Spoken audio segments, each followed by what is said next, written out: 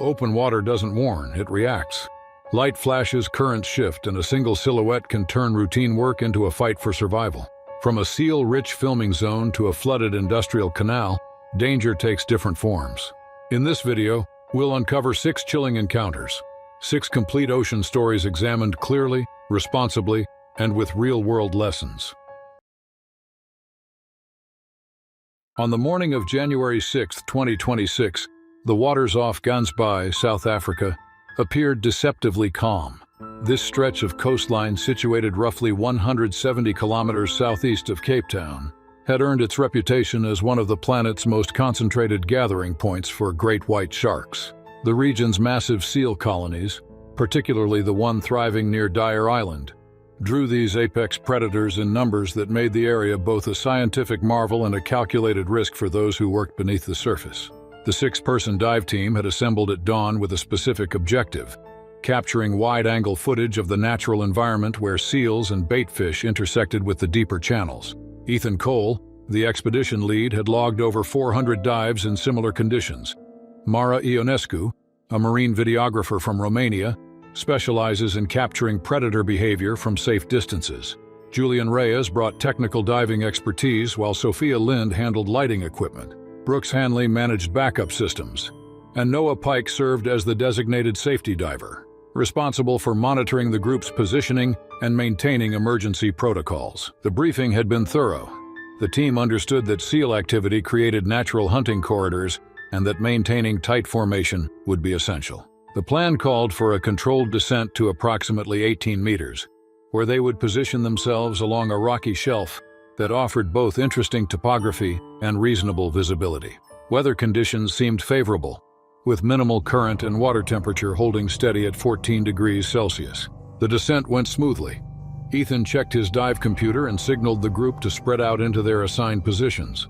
Above them, seals darted through shafts of morning light, their movements creating flickering shadows that danced across the sea floor.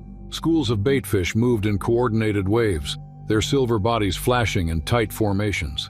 The scene held an almost hypnotic quality, exactly what the team had hoped to document. Mara had just adjusted her camera housing when the water column seemed to shift. There was no gradual approach, no warning silhouette emerging from the blue.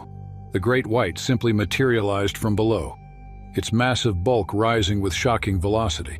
The shark measured somewhere close to 5 meters, its white underbelly giving way to the distinctive gray-blue dorsal coloration. It struck Ethan with brutal precision, jaws clamping down on his midsection with enough force to knock his regulator completely free from his mouth. The impact sent Ethan spinning through the water, arms flailing as bubbles erupted from his mouth. The shark maintained its grip for several seconds before releasing and banking hard to the right. The other divers scattered instantly, finning with desperate intensity toward different directions. Mara kicked upward, her camera forgotten as survival instinct took over. Julian headed for a nearby rocky outcrop, but the shark had already identified its next target. The predator moved with terrifying efficiency. Its tail thrashed once, twice, propelling it forward in a blur of muscle and teeth. Julian never had time to turn before the shark hit him from the side, its jaws finding purchase on his shoulder and chest area. The force of the bite shook him violently, sending his fins spinning away into the murk. Blood began clouding the water, dark ribbons unfurling in slow motion. Sophia and Brooks had nearly reached the ascent line when they heard the impacts through the water. Dull, concussive thumps that traveled through the liquid medium. Both looked back to see the nightmare unfolding. The shark had released Julian and was now circling back toward Mara, who had frozen in place, her ascent halted by sheer terror. The attack came fast. The great white closed the distance in seconds, delivering a crushing bite before wheeling away again. Brooks grabbed Sophia's arm and pulled her toward the surface, both abandoning any pretense of controlled ascent rates. Behind them, the water had transformed into a chaotic soup of bubbles, blood, and dislodged equipment. The shark struck twice more in rapid succession, its movements almost mechanical in their precision. Each attack lasted only seconds, but the cumulative damage was catastrophic. Noah Pike had positioned himself near a large rock formation when the attacks began. He pressed himself against the stone, making his profile as small as possible, watching in horror as the shark methodically struck his teammates.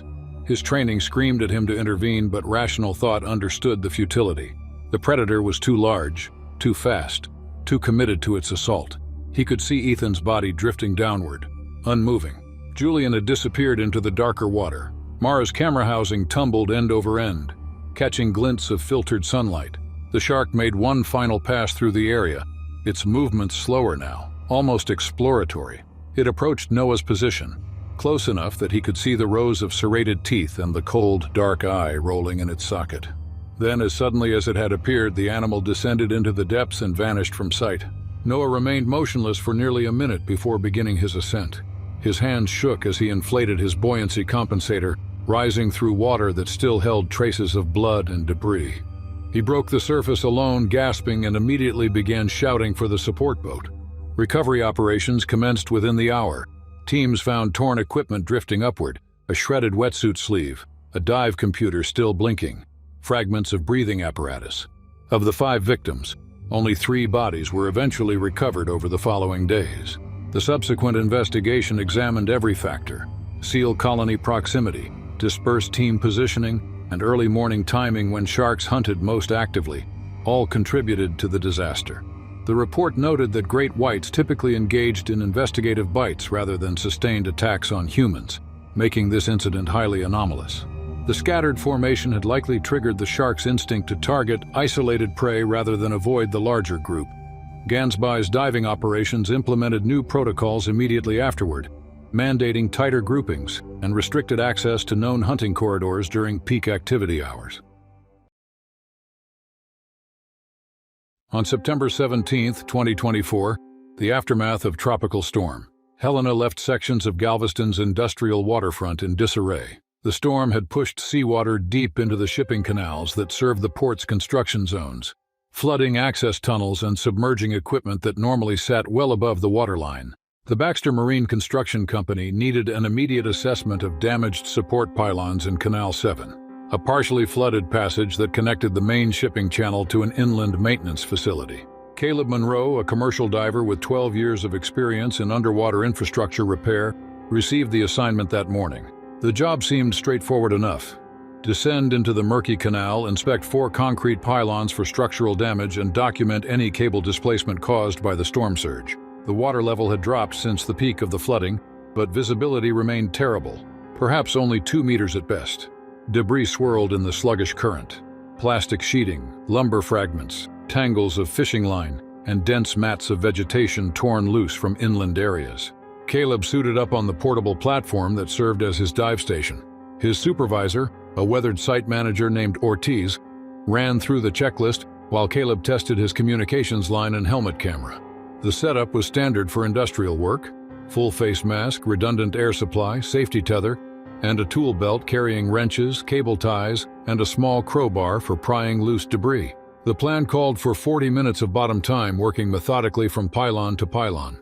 The descent into the canal felt like entering a different world. Sunlight penetrated only the first few meters before giving way to a greenish-brown twilight. Caleb's headlamp carved a narrow cone of illumination through the suspended particles. He could hear the hollow echo of his breathing and the occasional clang of shifting metal somewhere in the darkness. The first pylon appeared as a massive shadow, its concrete surface slick with algae and festooned with trailing weed. Caleb began his inspection, running gloved hands over the rough surface, checking for cracks or spalling. The pylon seemed intact. He moved to the second structure, where a thick power cable had come loose and now hung in a lazy arc, swaying with the current. He reached for it, preparing to secure it with cable ties, when something slammed into his right side with stunning force. The impact drove the air from his lungs and sent him crashing against the concrete wall. Before he could process what had happened, he felt immense pressure on his thigh, a crushing, grinding sensation that shot pain through his entire leg.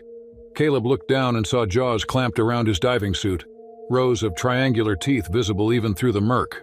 The shark thrashed violently, whipping its head side to side while maintaining its grip. The animal measured at least 2.5 meters, its stocky body unmistakably that of a bull shark. Caleb's training kicked in despite the terror flooding his system. He grabbed the wrench from his belt and struck downward, aiming for the shark's snout. The first blow glanced off.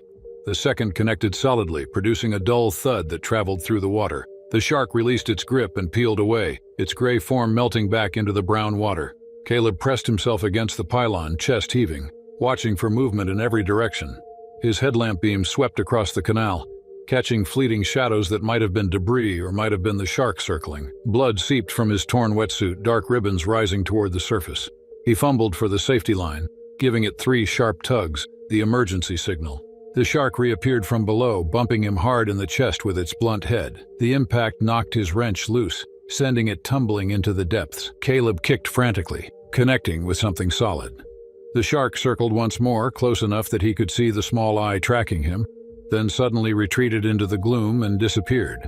Surface crews felt the emergency tugs and immediately began hauling him up. Caleb rose through the murky water, still expecting another attack, but the shark had apparently decided he was not worth the effort. He broke the surface, gasping, hands clutching the safety line while crew members rushed to pull him onto the platform. The medics arrived within minutes. Caleb's wetsuit was shredded around the thigh, revealing deep puncture wounds and severe bruising, but miraculously, no major arteries had been severed. The thick neoprene and the reinforced canvas of his work suit had provided just enough protection to prevent a fatal injury. He was transported to the mainland hospital, where surgeons spent 4 hours cleaning and closing the wounds. The investigation that followed concluded that storm runoff had carried massive amounts of bait fish into the canal system, drawing bull sharks far inland from their normal coastal territories. Bull sharks possessed a unique ability to tolerate fresh water and often ventured into rivers and flooded areas, making them particularly dangerous in post-storm conditions. The trapped fish, combined with the confined space and poor visibility, had created ideal conditions for an aggressive encounter. Baxter Marine suspended all dive operations in the canal, pending a comprehensive survey, and installed exclusion nets at key entry points to prevent future incidents. On May 22, 2025, the northwestern coastline of Maui presented ideal conditions for outdoor photography. The water along this particular stretch, located roughly 3 kilometers from the small town of Kapalua, offered a unique combination of shallow reefs, clear visibility, and dramatic lighting that attracted both professional photographers and marine life in equal measure. The area sat at the intersection of deeper offshore channels and the protective barrier reef, creating a zone where currents carried nutrients and bait fish in consistent patterns. Renee Walsh, a fashion photographer from Los Angeles with a growing reputation for bold underwater and waterline compositions, had secured permits for a commercial photo shoot showcasing a new line of sustainable swimwear. Her concept involved capturing models in chest-deep water near the reef edge, using large reflective panels to bounce sunlight and create dynamic highlighting effects. The technique had worked beautifully in her previous shoots off the California coast and in the Caribbean. The production team arrived at the location just after dawn. Renee worked with 2 model assistants, both experienced water safety personnel who had worked on similar shoots before. The crew also included a makeup artist who remained on the beach and an equipment manager responsible for the reflective panels, large rectangular sheets of polished aluminum mounted on floating frames. The panels measured roughly 1 meter by 2 meters and were designed to drift on the surface as crew members adjusted their angles. The morning proceeded smoothly. Renee waited into position with her waterproof camera housing, directing the assistants as they positioned the reflectors to catch the rising sun. The water temperature hovered around 23 degrees Celsius, comfortable enough for extended periods in the shallows. Small reef fish darted between coral formations, and the visibility extended at least 15 meters in every direction. The reef dropped away sharply about 20 meters from their position, descending into a darker channel where the bottom disappeared from view. Renee was adjusting her camera settings, preparing for another series of shots, when one of the floating reflector panels suddenly lurched to the side. At first, she assumed the current had caught it, but then the entire panel vanished beneath the surface with shocking speed. The attached safety line went taut, and before Renee could react, she found herself being pulled forward as the line wrapped around her ankle. She stumbled, tried to regain her footing, but the pull was too strong. The water closed over her head as she was dragged toward deeper water. Renee kicked frantically, reaching down to untangle the line when she saw what had seized the reflector. A tiger shark, measuring at least 4 meters in length, had clamped its jaws around the aluminum panel. The shark's distinctive stripes were clearly visible along its flanks as it thrashed back and forth, apparently trying to understand what it had bitten. The shark released the panel, which tumbled away into the blue, but the animal did not retreat. Instead, it turned its attention to Renee, approaching with unsettling directness.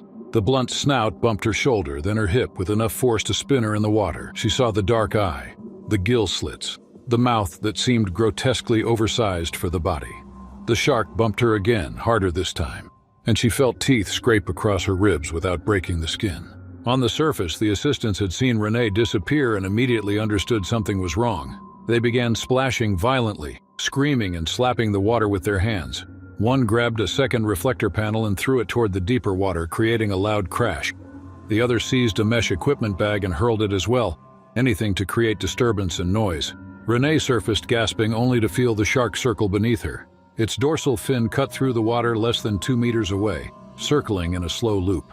The animal bumped her legs, its rough skin abrading her calf. She could see its jaws opening slightly, the rows of serrated teeth designed to slice through flesh and bone.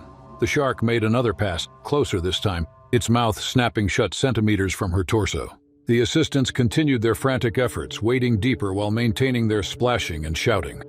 One managed to grab a waterproof camera case and repeatedly smashed it against the surface, creating sharp percussive sounds. The combination of noise, movement, and thrown objects finally confuses the shark.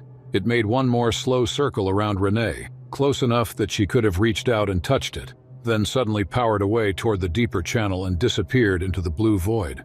The assistants reached Renee within seconds, grabbed her arms, and pulled her toward the shallows. She was conscious but shaking uncontrollably, her breathing coming in ragged gasps. Once in knee-deep water, they laid her on the sand and assessed her injuries. Deep bruising covered her ribs and shoulder where the shark had made contact.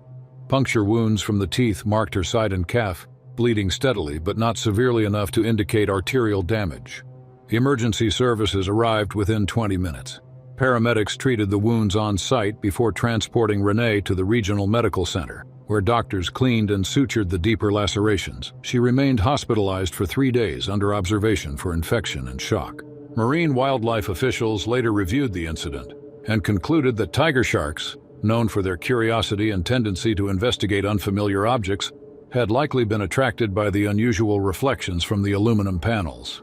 The flashing, erratic light patterns could have mimicked the appearance of struggling fish, triggering investigative behavior. Combined with the area's naturally high prey activity near the reef edge, the conditions had created an elevated risk that the production team had not adequately anticipated.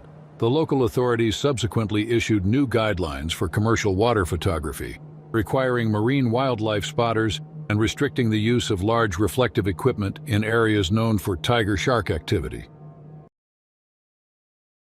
On October 14, 2020, the waters surrounding Santa Cruz Island off the California coast displayed the characteristic conditions of mid-autumn in the Pacific.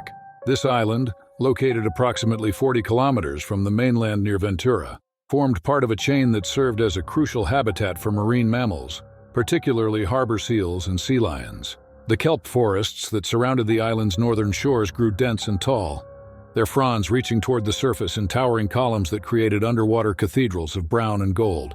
Rowan Calder had been freediving these waters for nearly 8 years. At 34, he had developed the lung capacity and technique necessary to descend to depths exceeding 20 meters on a single breath, making him well-suited for spearfishing along the rocky drop-offs where kelp met open water. He preferred working alone, finding that the solitary nature of freediving allowed for better concentration and less disturbance to the fish he stalked. His usual hunting grounds lay along the northern edge of the island, where the bottom descended gradually from 15 to 30 meters before plunging into much deeper channels. That morning, Rowan launched from a small beach access point, paddling his kayak roughly 300 meters offshore to a kelp-lined drop-off he had fished successfully before. The water temperature was around 14 degrees Celsius, cold enough to require a 7-millimeter wetsuit. Visibility looked excellent, perhaps 12 meters, with sunlight penetrating the kelp canopy and filtered shafts. Seals were active in the area, their sleek forms porpoising through the kelp and occasionally surfacing near his kayak with curious glances. Inez Mero, a marine biology graduate student from a university in California, had kayaked out separately that morning to observe seal behavior as part of her research on feeding patterns. She positioned herself roughly 50 meters from Rowan's location, close enough to see him preparing his equipment, but far enough to avoid interfering with his diving.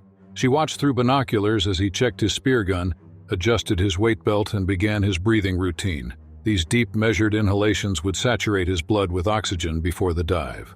Rowan's first several dives proceeded without incident. He descended along the kelp stalks, their holdfasts anchored to rocks below, and searched for legal-sized fish among the shadows. The kelp created a maze of vertical obstacles requiring careful navigation. He spotted a large rockfish on his third dive but missed the shot, returning to the surface to reset. On his fourth descent, he penetrated deeper into the kelp forest, moving toward the drop-off where larger fish sometimes held position in the current. He was ascending from approximately 22 meters, legs kicking in smooth rhythm, when the great white struck from below. The shark had been hunting along the drop-off, likely tracking the seals that used this corridor to move between feeding areas. Rowan's silhouette against the surface, combined with his vertical movement through the water column, closely matched the profile of a seal, triggering an attack. The impact came with devastating force. The shark, measuring close to 4.5 meters, slammed into Rowan from beneath, its jaws closing around his midsection and legs. The spear gun was torn from his hands, spinning away into the kelp. His fins were wrenched to the side, one breaking completely free. The force of the bite arrested his ascent and drove him laterally through the water. From her kayak, Inez heard a sound she would later struggle to describe, something between a splash and a heavy thud that traveled across the surface. She turned and saw the water erupt approximately where Rowan had been diving. His arms appeared above the surface, windmilling frantically, before he was pulled sideways in a direction that made no sense for normal swimming. She grabbed her paddle and began moving toward his position, shouting to call Rowan's attention. Rowan surfaced once, his face breaking the water long enough to draw a gasping breath. Blood was already darkening the water around him, spreading in widening circles. The shark had released him momentarily, but Inez could see the massive gray shape circling beneath the kelp, its movements powerful and deliberate. The animal turned with terrifying efficiency and struck again, this time driving upward from deeper water. The second attack dragged Rowan beneath the kelp canopy. The water boiled with thrashing movement, fronds whipping back and forth as the shark shook its head. Bubbles erupted to the surface in violent streams. Then suddenly everything went still. The kelp settled back into its gentle swaying. The bubbles stopped. The only movement came from the spreading blood that stained the water a dark rust color. Inez paddled hard toward the spot, her mind racing between the need to help and the knowledge that entering the water would be suicidal. She shouted again and again, her voice cracking, but saw no sign of Rowan. The shark's dorsal fin appeared briefly about 10 meters away, cutting through the surface before submerging again into the deeper green water beyond the kelp line. Then it too disappeared, leaving only the blood-stained kelp and the empty kayak drifting slowly in the current. She immediately radioed the Coast Guard on her emergency channel, her hands shaking so badly she could barely hold the transmitter. The response team arrived within 18 minutes, approaching with extreme caution. Divers in protective cages searched the area while observers aboard boats watched for any sign of the shark's return. They found Rowan's body 40 minutes later, tangled in kelp approximately 15 meters down. Recovery operations proceeded carefully, with spotters maintaining constant surveillance of the surrounding water. The shark did not reappear during the recovery effort. The subsequent investigation examined every aspect of the incident. Marine biologists noted that the attack had occurred in a well-documented hunting corridor where great whites regularly patrolled for seals. The timing, mid-morning, coincided with peak seal activity. Solo freediving, while legal, left no margin for error once an attack occurred. Unlike scuba divers who traveled in groups and created bubble streams that might deter sharks, freedivers moved silently and alone, making them difficult to distinguish from natural prey. On October 9, 2023, the shallow waters surrounding the Florida Keys displayed the crystalline clarity that made the archipelago famous among marine researchers and recreational divers alike. The specific location, situated approximately 8 kilometers offshore from Marathon, formed part of an extensive reef system, where warm currents from the Gulf Stream mixed with cooler coastal waters. This mixing zone created ideal conditions for studying shark migration patterns, particularly the scalloped hammerhead populations that moved through the area during autumn months. Luis Navarro, a 27-year-old graduate researcher in Miami's marine biology program, had spent the past 6 months working on a tagging study to track hammerhead movement patterns between feeding and breeding grounds. The project involved setting monitoring nets at strategic locations, checking them twice daily, and releasing any accidentally captured specimens after collecting data and attaching tracking devices. The nets were designed with breakaway panels to prevent long-term entanglement, but occasionally sharks became caught in ways that required human intervention. That morning, Luis and his research partner, a doctoral candidate named Chen, had discovered a medium-sized hammerhead tangled in one of their nets during their routine check. The shark measured approximately 2.5 meters from the tip of one cephalofoil to the other, placing it in the juvenile to subadult range. It had apparently swum into the net during the night and become progressively more entangled as it attempted to free itself. The animal was alive but clearly stressed, with sluggish movements and labored breathing. Chen remained in the support boat while Luis suited up for the free dive. The protocol called for minimal equipment: mask, fins, snorkel, and a dive knife specifically designed to cut through netting. The depth was only about 9 meters, easily manageable on a single breath for someone with Luis's experience. The plan was straightforward: descend quickly, cut the entangling strands systematically from tail to head, then retreat immediately once the animal was free. The water temperature hovered around 27 degrees Celsius, warm enough that Luis wore only board shorts and a rash guard. Visibility extended beyond 20 meters in every direction, allowing him to see the hammerhead clearly from the surface. The shark hung nearly motionless in the net, only its gills moving as it pumped water across them. Sunlight filtered down through the clear water, creating rippling patterns across the white sand bottom. Luis took several deep breaths, hyperventilating slightly to saturate his blood with oxygen, then duck dove and began his descent. He equalized the pressure in his ears as he went down, moving in smooth, efficient strokes. The hammerhead noticed his approach and began struggling weakly against the netting, but the entanglement held it firmly in place. Luis could see where the monofilament had wrapped around the pectoral fins and twisted across the distinctive hammer-shaped head.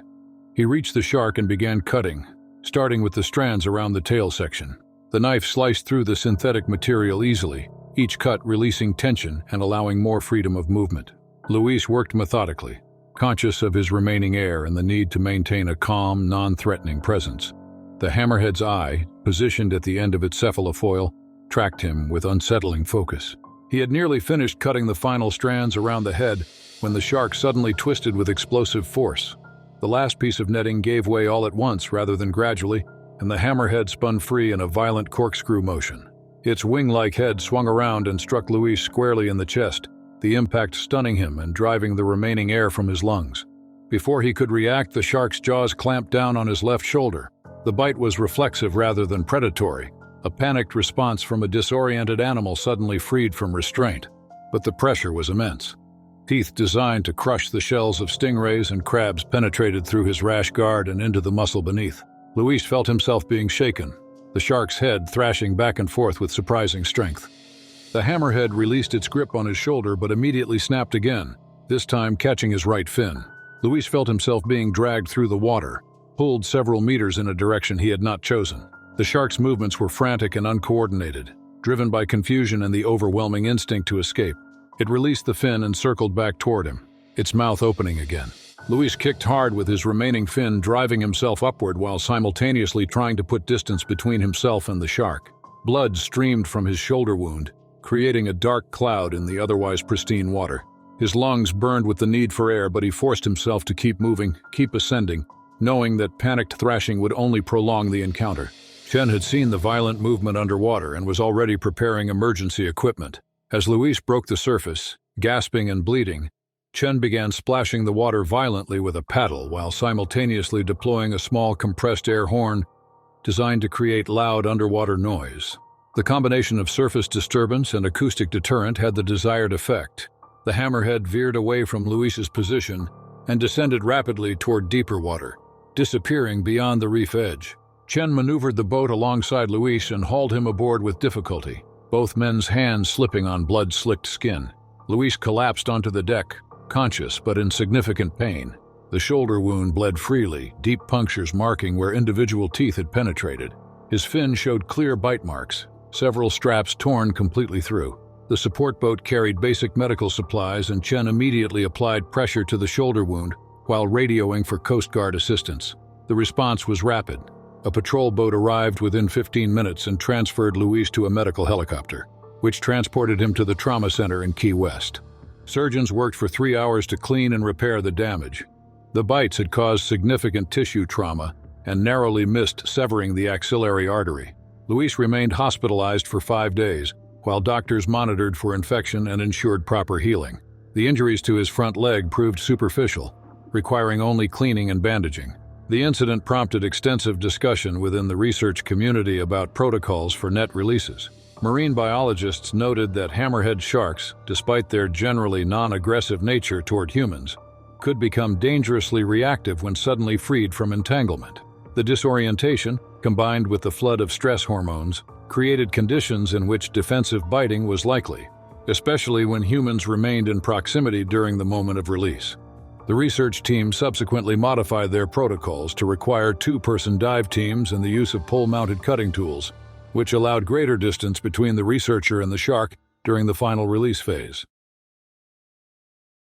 On July 18, 2022, the waters threading through the San Juan Islands in northwestern Washington state presented conditions that local eco-tour operators considered nearly perfect. This archipelago, situated in the Salish Sea between the mainland United States and Vancouver Island, served as a critical summer habitat for several resident orcapods that fed primarily on salmon migrating through the narrow channels. The island's complex geography created a maze of passages, some barely 100 meters wide, where tidal currents accelerated to formidable speeds and marine mammals concentrated their hunting efforts. Nora Whitfield had been leading kayak tours through these waters for 6 seasons. At 41, she possessed both the technical paddling skills and the marine mammal knowledge necessary to guide small groups safely while providing educational commentary on orca behavior and ecology. Her company, operating under strict permits from wildlife authorities, maintained rigorous distance requirements, at least 200 meters from any orcapod, and enforced conservative safety protocols designed to minimize human-orca conflict. That morning's tour included 5 experienced kayakers who had completed the mandatory safety briefing. The group had launched from the western shore of one of the smaller islands, paddling in loose formation through a channel known for frequent orca sightings. Eli Navarro, a 32-year-old software engineer from Seattle making his 4th trip with the company, paddled at the rear of the formation, occasionally lagging to take photographs. The orcas appeared approximately 90 minutes into the tour. Nora spotted the distinctive dorsal fins breaking the surface near a rocky point where seals maintained a seasonal haulout. She immediately signaled the group to halt and raft together, creating a stable cluster of kayaks that would present a clear, non-threatening profile to the whales. Through binoculars, she identified the pod as one of the resident groups: 3 adult females, 2 juveniles, and a massive adult male whose dorsal fin stood nearly 2 meters tall. The pod was actively hunting, their movements coordinated and purposeful as they worked the waters around the seal haulout. Seals scattered in every direction, some launching themselves onto rocks while others dove deep, hoping to avoid detection. The orcas moved with breathtaking power and precision, their black and white bodies rolling through the swells as they communicated with whistles and clicks that carried across the water. Nora maintained the group's position, narrating the behavior in quiet tones while ensuring everyone remained together. The regulations were clear. Observe from a distance. Do not approach. Do not separate. Eli, however, had drifted approximately 30 meters behind the main group, maneuvering his kayak toward a narrower channel that offered a different photographic angle. Nora called to him twice, but the wind and the sound of his own paddle strokes masked her voice. The channel Eli had entered measured about 40 meters across, with steep rocky walls on both sides that formed a natural funnel. He was lining up a photograph, his paddle resting across the kayak's cockpit, when the water directly beneath him erupted.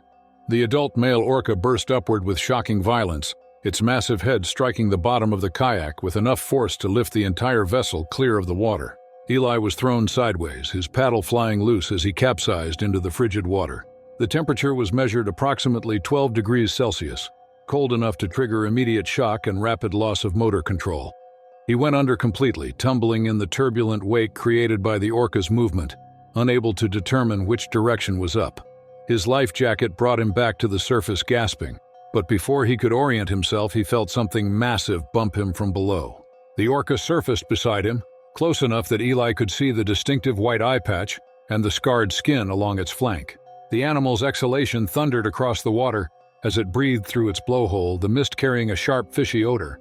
Then the whale dove and struck him again from below, a nudge that nonetheless possessed enough force to send him spinning through the water like a leaf in a storm. Eli thrashed frantically, trying to swim toward his overturned kayak, but his movements were uncoordinated and ineffective in the cold water. The orca circled beneath him. He could see its shape through the green water, impossibly large, moving with effortless power. Two more pod members joined the first, their dorsal fins cutting the surface in synchronized arcs. Bubbles streamed upward as the orcas vocalized, the sounds vibrating through Eli's chest. The adult male surfaced again and bumped Eli with its rostrum, the blunt snout pushing him, as if with almost curious intent.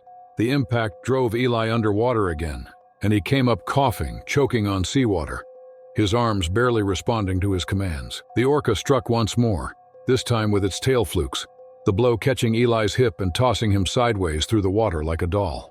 Nora had seen the initial breach and immediately began paddling hard toward Eli's position, shouting instructions to the other kayakers to stay together and back away.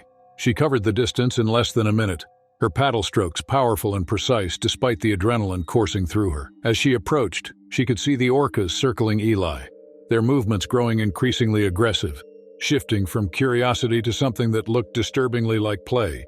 This kind involved batting seals back and forth before killing them.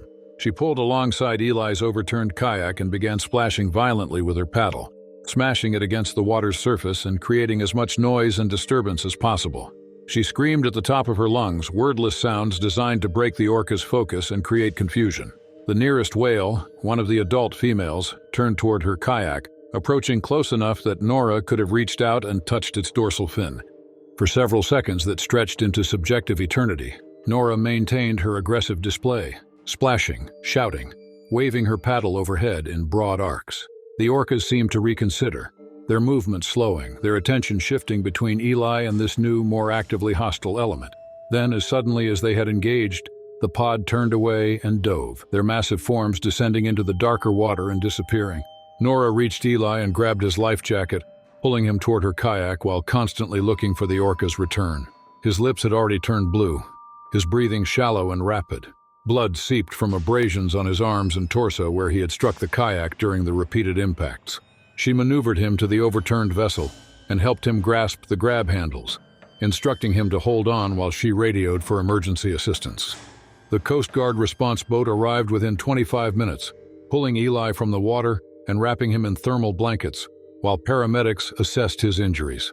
Beyond the hypothermia and shock, he had sustained severe bruising across his ribs, hip, and shoulder, along with numerous lacerations from contact with the kayak's hull and equipment. Marine mammal experts who reviewed the incident noted that while orcas had no documented history of fatal attacks on humans in the wild, their immense size and strength made any physical contact extremely dangerous. The hunting activity near the seal haul-out had likely elevated the pod's arousal level, and Eli's isolated position in the narrow channel may have triggered investigative or play behavior. The orcas had not attempted to feed on him, suggesting the interaction stemmed from curiosity rather than predation, but the distinction offered little comfort given the traumatic result. Regulatory authorities subsequently tightened distance requirements and prohibited kayak access to narrow channels during periods of known orca hunting activity.